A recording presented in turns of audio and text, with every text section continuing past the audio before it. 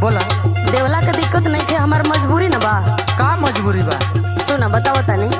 बताओ तो। एह मा डलले